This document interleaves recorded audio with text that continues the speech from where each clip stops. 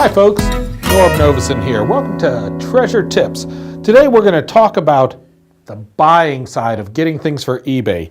Now this is some of our flea market finds this week, but I want to talk about how we went about buying these. All these pieces came from one dealer at a flea market. Now when we went around to the flea market, we had this beautiful piece right here. He was asking $90 for this. Then we had this right here. He was asking $60 for this. And then we have these two fencing rapier swords. He was asking $100 for those three. Now he didn't have, or those two. He didn't have all these grouped together. He had about 5 tables out there. We saw this. We asked how much he wanted for it. He told us. We didn't jump on anything. We didn't say anything. Went around a little bit later. We saw this. Asked him how much he wanted for that. He told us. Then we saw these. We asked how much he wanted. Again, he told us. But in our head, we're calculating, what can we do with these? And the first thing we want to do is we want to know we're going to recover our money and we're going to make money. Now, in these swords right here, the key thing to look for these is, are they signed? We had just recently sold a couple of these on eBay, and we happened to have sold one with this exact signature.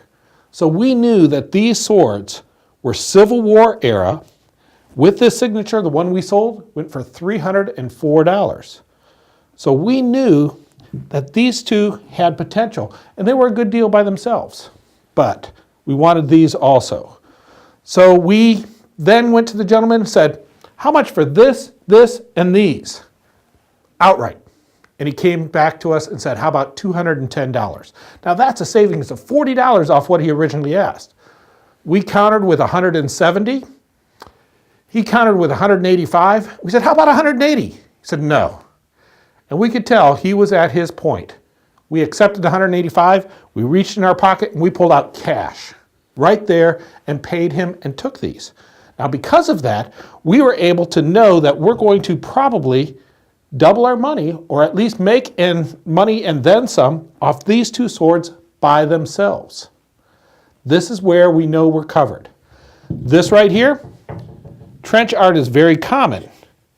You can find it everywhere, but it's well done. And what's really important is right here on the bottom, it is dated 1918, and on the other side, it actually has the location where it came from, which happens to be where Verdun was. So we know because it's signed and dated, which doesn't happen a lot in trench art, this is going to bring at least $60. Now we're covered on these because we really wanted this one right here. This we don't know anything about yet, but to us it looks like it could have some real potential. We're going to have to do some research. We don't know what it is yet. If it doesn't pan out and it only brings $40 or $50 on eBay, we haven't lost anything because we've made it up on these others. But if it really does take off, we now have something. We'll let you know in a couple weeks. We'll do the research on it. We'll get back with you on what it is and let you know what it ends up doing. Isn't it great? So that's what you want to do. In conclusion, that's what you want to do when you're going to a flea market. You want to be able to negotiate with the people, keeping in mind what is your secret. What are you going to make your money off of? Knowing that you're going to cover your expenses. And that way you're able to bring something in that you're not quite sure of. And that one may end up being the pot of gold.